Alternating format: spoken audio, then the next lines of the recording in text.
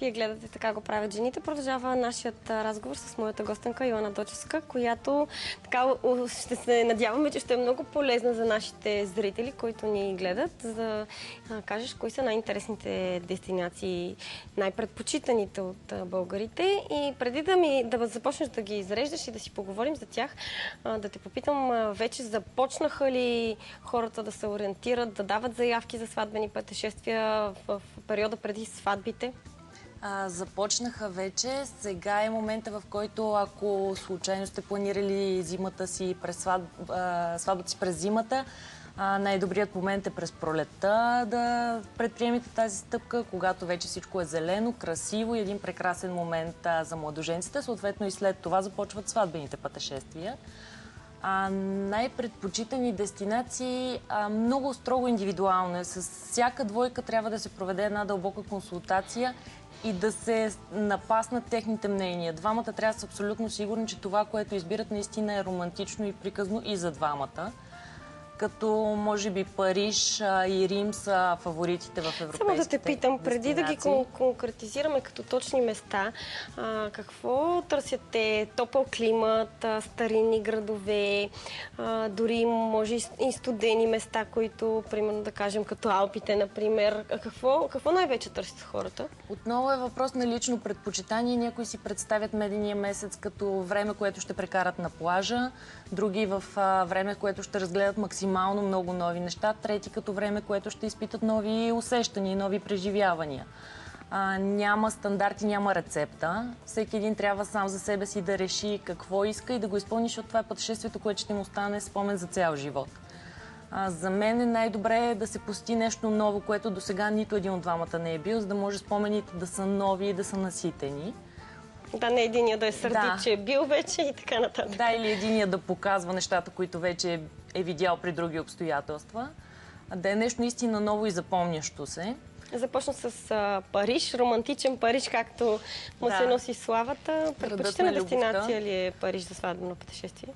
Париж е изключително романтичен. За мен всяко едно място може да се намери романтиката в него и да бъде подходящо за такъв тип пътуване. Зависи през какви очи се гледа, както зависи през какви очи се гледа. Париж е изключително красив град. Нощна разходка в Париж е едно незабравимо преживяване, корабче по Сена.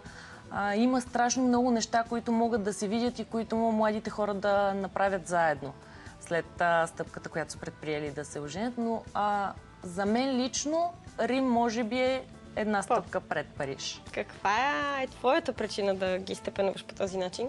Може би Париж вече е до някъде изтъркан като дестинация, докато Рим открива едно ново лице.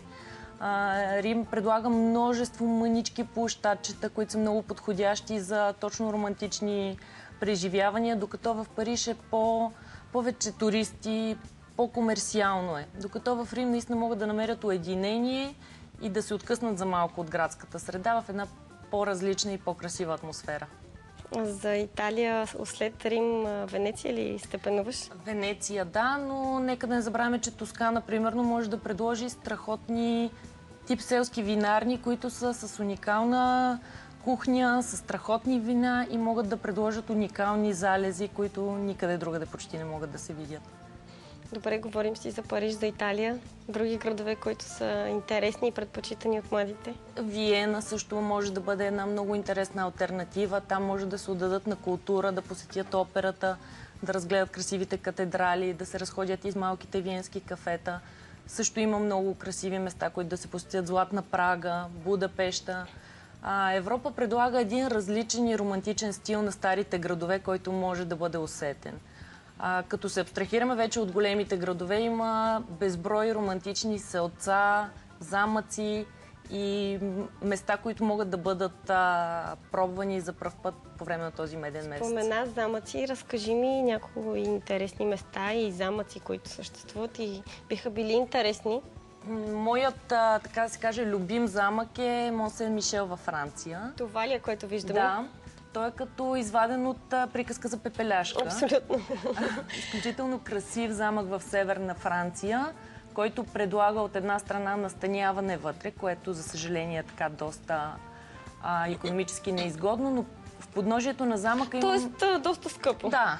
Но в подножието на замъка има множество малки хотелчета, които са старинни и същевременно можете да усетите историята, да се подпита в магията на замъка и да бъде малко по-финансово адекватно за нашите условия. Ти имала ли си късмета и щастието да влезеш в този замък? Ходила ли си Да, там? аз съм била и... Разкажи ми какво е отвътре, защото ние виждаме снимки само отвън. Отвътре, значи аз в самия замък не съм виждала, влизала, той като малко градче в подножието на замъка. Атмосферата е невероятна.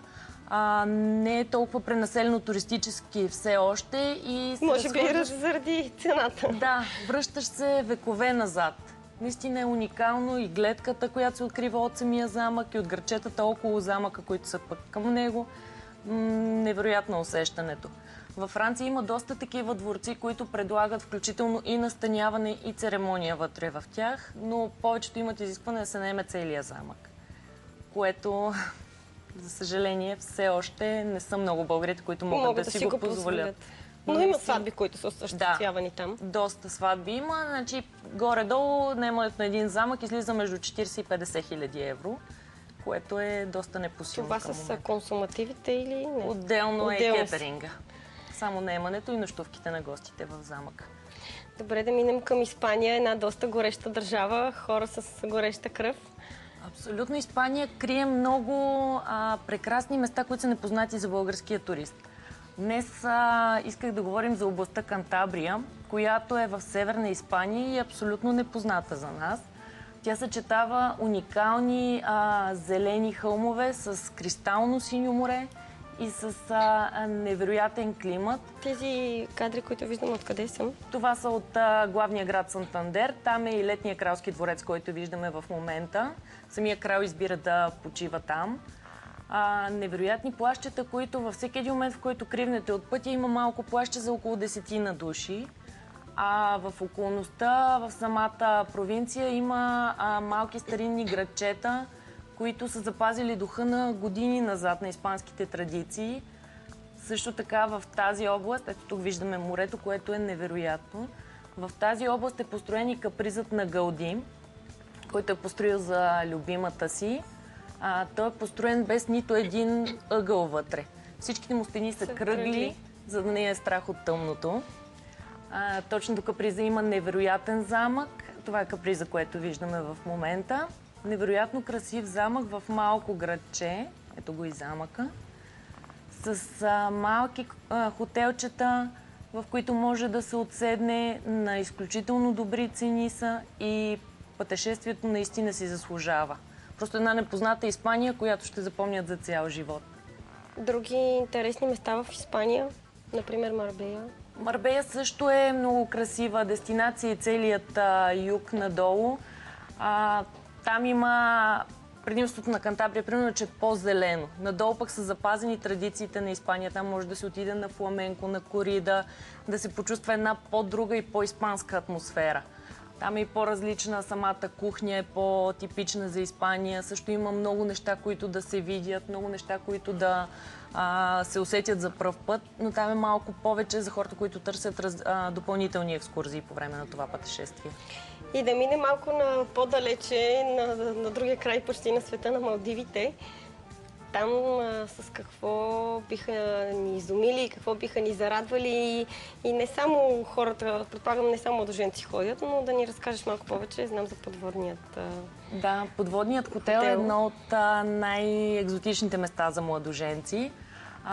Той е създаден като капсули във водата и докато лежите, примерно, на леглото, може да наблюдавате подводния свят изцяло, докато закусвате сутрин също. Ето виждаме кадри. Малко по-особен е и не е за всеки вкус, но пък е изключително екстравагантен и изключително преживяване, което ще се случи един път в живота ви. Това е спа центъра. Дай Боже повече, не само веднъж. Абсолютно. Това представлява стаята в подводния хотел. Туризма... Да, доста е странно. Да, странно е. Те са като малки капсули, свързани с тунел.